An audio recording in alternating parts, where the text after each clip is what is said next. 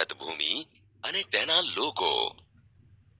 આદિમાનવ ભારતમાં તેમજ પૂર્વ દક્ષિણ આફ્રિકામાં એક સાથે ઉત્પન્ન થયા. ભારતના ભાતીગળ વારસા અને સમૃદ્ધિના આકર્ષણના કારણે અનેક વિદેશી પ્રજાઓ ભારત તરફ આકર્ષાઈ. અહીં અનેક જાતિઓ આવી. પરિણામે ભારતમાં લગભગ બધી જ જાતિના તત્વો મળી આવે છે. ભારતમાં દ્રવિડ પ્રજાની ગણના પ્રાચીનતમ પ્રજા તરીકે થતી હતી, પરંતુ નૃવંશ શાસ્ત્રીઓ અને ભાષા શાસ્ત્રીની અદ્યતન શોધખોળોથી એવું જાણવા મળ્યું છે કે દ્રવિડો અને બીજી 6 જેટલી ભિન્ન ભિન્ન પ્રજાઓ પણ અહીં રહેતી હતી. તેમના વિશે થોડુંક વિશેષ જોઈએ. નેગ્રીટો, હબસી પ્રજા. નેગ્રીટો અથવા નિગ્રો જાતિ એટલે કે હબસીઓ ભારતના સૌથી પ્રાચીન નિવાસીઓ છે. કેટલાક ઇતિહાસકારોનું માનવું છે કે નેગ્રીટો અથવા નિગ્રો એટલે હબસીઓ આફ્રિકામાંથી બલુચિસ્તાનના રસ્તે થઈ ભારતમાં આવેલા. તેઓ વર્ણે શ્યામ, 4 થી 5 ફૂટ ઊંચા અને માથે વાંકડિયા વાળ ધરાવતા હતા. 2. ઓસ્ટ્રેલોઇડ, નિષાદ પ્રજા. આ પ્રજા અગ્નિ એશિયામાંથી આવેલી હતી. તેઓનો રંગ શ્યામ, લાંબુ અને પહોળું માથું, ટૂંકું કદ, ચપટું નાક તેમની શારીરિક વિશેષતા હતી. ભારતમાં આવેલા આર્યો તેને નિષાદ કહેતા. ભીલી પ્રજા માટે નિષાદ શબ્દ પ્રયોજવામાં આવતો હતો. ભારતની કોલ અને મુંડા જાતિ, અસમની ખાસી પ્રજા, નિકોબાર અને બ્રહ્મદેશ એટલે કે હાલનું મ્યાનમાર ની જાતિઓમાં આ પ્રજાના લક્ષણો વિશેષ જોવા મળે છે. ભારતની સંસ્કૃતિ અને સભ્યતાના વિકાસમાં આ પ્રજાનો ફાળો વિશિષ્ટ છે.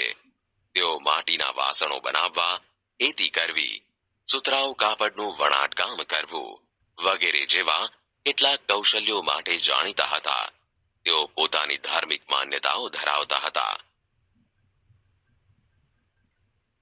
3. દ્રવિડ લોકો. દ્રવિડ મૂળ ભારતના હતા. તેમને મોહેન્જો દડોની સિંધુ સંસ્કૃતિના સર્જકો અને પાષાણ યુગની સંસ્કૃતિના સીધા વારસદાર તરીકે ઓળખવામાં આવે છે. ઉત્તરમાંથી આવેલી વિવિધ પ્રજાની ભાષા અને સાંસ્કૃતિક લક્ષણો ટકી રહ્યા. સમયાંતરે આ લોકો દ્રવિડ કહેવાયા. દ્રવિડોએ માતા રૂપે દેવી એટલે પાર્વતી અને પિતૃ રૂપે પરમાત્માની એટલે શિવની પૂજાની સમજ આપી. દીપ, ધૂપ અને આરતીથી પૂજા કરવાની પરંપરા દ્રવિડોએ આપી હોવાનું મનાય છે. આ ઉપરાંત પ્રકૃતિ પૂજા, પશુ પૂજા વગેરે દ્રવિડોની ભેટ છે. દ્રવિડોના મૂળ દેવો આર્યોએ સ્વીકારી લીધા અને તેમને સંસ્કૃતિના દેવો તરીકે પુનઃ સ્થાપ્યા. સમય જતા ઉત્તરના પ્રચંડ પ્રભાવ હેઠળ દ્રવિડોમાં આર્ય સંસ્કૃતિ ઊંડે સુધી વ્યાપી ગઈ. આંતરજ્ઞાતીય લગ્ન સંબંધો પણ પ્રસર્યા. દ્રવિડોમાં માતૃમૂલક કુટુંબ પ્રથા પ્રચલિત હતી. તેઓએ અવકાશી ગ્રહોના ક્ષેત્રમાં અને વિવિધ કલાઓ જેવી કે કાંતવું, વણવું, રંગવું, હોડી તરાપા જેવા ક્ષેત્રોમાં તેમનું વિશેષ પ્રદાન જોવા મળે છે. આર્યોના પ્રભુત્વ બાદ તેઓ દક્ષિણ ભારત તરફ ખસતા ગયા અને ત્યાં સ્થિર થયા. આજે દક્ષિણ ભારતમાં દ્રવિડ કુળની તમિલ, તેલુગુ, કન્નડ, મલયાલમ જેવી ભાષાઓ બોલતા લોકો વસે છે.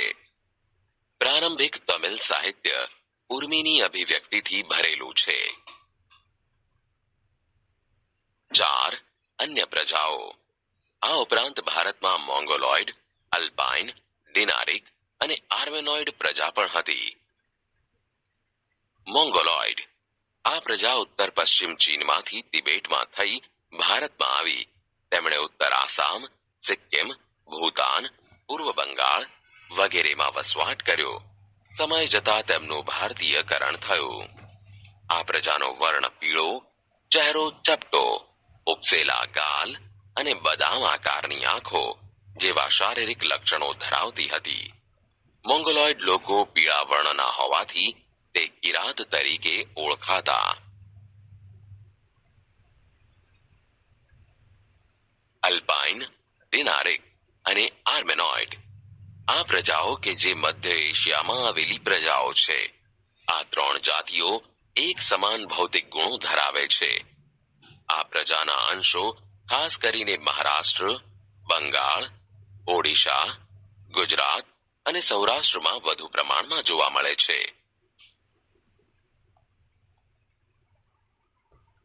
આર્યો. ભારતની આર્ય સભ્યતાના નિર્માતાઓ આર્ય એટલે કે નોર્ડિક લોકો હતા. પ્રાચીન કાળમાં હિન્દુઓ આર્ય કહેવાતા. તેઓની મુખ્ય વસ્તી જે પ્રદેશમાં હતી તે પ્રદેશને આર્યવ્રત નામ અપાયું હતું. પ્રાચીન સમયમાં પ્રથમ આર્ય વસ્તી વાયવ્ય ભારતમાં હતી. ત્યાં 7 મોટી નદીઓ વહેતી હોવાના કારણે તેમણે તેને સપ્તસિંધુ નામ આપ્યું. ઉત્તર વૈદિક કાળમાં આર્યાવ્રતનો પૂર્વમાં મિથિલા એટલે બિહાર સુધી અને દક્ષિણમાં વિંધ્યાચળ સુધી વિસ્તાર થયો. અન્ય સમકાલીન પ્રજાઓ કરતા આ વધુ વિકસિત હતા. આર્ય ભરત રાજા કે ભરત જાતિના નામ પરથી આ વિશાળ પ્રદેશ ભરત ભૂમિ, ભરતખંડ, ભારત વર્ષ કે ભારત જેવા નામોથી ઓળખાવા લાગ્યો. આર્યો પ્રકૃતિ પ્રેમી હતા. તેઓ વૃક્ષો, પહાડો, સૂર્ય, વાયુ, નદીઓ, વરસાદ વગેરેની પૂજા આરાધના કરતા હતા. તેમણે આ દરેકની સ્તુતિઓ એટલે કે રૂચાઓની રચના કરી હતી. સમય જતા વેદ પઠન પ્રચલિત બન્યું. સમયાંતરે તેમાંથી ધાર્મિક વિધિઓ શરૂ થઈ અને તે પછી યજ્ઞ યાગાદી ક્રિયાઓ ભારતમાં શરૂ થઈ. ભારતમાં આવેલી વિવિધ પ્રજાઓની સંસ્કૃતિઓના વિશિષ્ટ તત્વો અપનાવી લઈને એક સમન્વયી સંસ્કૃતિનું સર્જન થયું. સમયાંતરે ભારતમાં આવીને વસેલી આ બધી જાતિઓ વચ્ચે લગ્ન સંબંધો દ્વારા પ્રજાઓનું સંમિશ્રણ થતું ગયું. બધાની એક વિશિષ્ટ રહેણી કરણી, અનેક ભાષાઓ, વિચારો, ધાર્મિક માન્યતાઓનો પણ સમન્વય થતો ગયો. આમ પ્રારંભ કાળથી જ આપણા દેશમાં એક સમન્વયકારી સંસ્કૃતિનું નિર્માણ થયું, જેણે ભારતને ભવ્ય અને સમૃદ્ધ વારસો આપ્યો. ભારતમાં ભાતીગળ સંસ્કૃતિનો વિકાસ થયો. આ પ્રજાઓ પરસ્પર એટલી ભળી ગઈ કે તેમનું કોઈ સ્વતંત્ર અસ્તિત્વ જ ન રહ્યું, અર્થાત તેમનું ભારતીયકરણ થયું. આ રીતે પ્રાચીન ભારતમાં આવેલી વિવિધ પ્રજાઓના સંમિશ્રણથી ભારતનો સાંસ્કૃતિક વારસો વિવિધતાપૂર્ણ, ભાતીગળ અને સમૃદ્ધ બન્યો. જતન અને સંરક્ષણ. ભારતના વારસાની દરેક બાબતોએ ભારતને રળિયામણું, નયનરમ્ય અને આકર્ષક બનાવ્યું છે અને ભારતને ગૌરવ અપાવ્યું છે.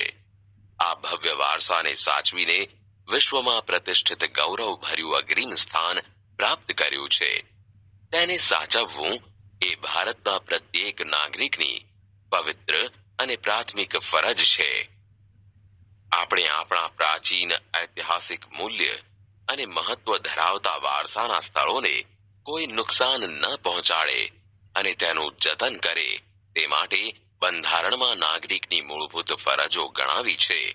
તે મુજબ આપણા ભારતીય બંધારણના અનુચ્છેદ 51 માં ભારતના નાગરિકની જે મૂળભૂત ફરજો દર્શાવી છે તેમાં પણ 6, જ અને ટ અર્થાત 6, 7 અને 9 માં દર્શાવ્યા મુજબ આપણી સમન્વિત સંસ્કૃતિના સમૃદ્ધ વારસાનું મૂલ્ય સમજી તેની જાળવણી કરવાની ફરજ, જંગલો, તળાવો, નદીઓ અને વન્ય પશુ પંખીઓ સહિત કુદરતી પર્યાવરણનું જતન કરવાની અને તેની સુધારણા કરવાની અને સર્વ જીવો પ્રત્યે અનુકંપા રાખવાની ફરજ, જાહેર મિલકતોનું રક્ષણ કરવાની અને હિંસાનો ત્યાગ કરવાની ફરજોનો સમાવેશ કરવામાં આવ્યો છે. આમ પ્રકૃતિએ જે રમ્ય ભૂમિ દ્રશ્યો ભારતની ભૂમિ પર સર્જેલા છે તેની સુંદરતા, પવિત્રતા અને શુદ્ધતાને આપણે સહુ સાથે મળીને એક નૈતિક ફરજ સમજીને જાળવવા જોઈએ. વારસાનું ઘડતર અને ક્રમિક વિકાસ ભારતને મળેલ વિશિષ્ટ પ્રાકૃતિક રચના પર આધારિત છે. પ્રકૃતિ દ્વારા ભારતને અઢળક સમૃદ્ધિ પ્રાપ્ત થઈ છે. આ પ્રાકૃતિક વિશેષતાઓએ ભારતને દરેક ક્ષેત્રોમાં વિકાસ માટેની અણમોલ તક પૂરી પાડી છે. ભારતનો વારસો એ હજારો વર્ષોથી ભારતના લોકો દ્વારા આર્થિક, રાજકીય, સામાજિક અને સાંસ્કૃતિક ક્ષેત્રે કરેલ વિકાસનું પરિણામ છે તેમ કહી શકાય.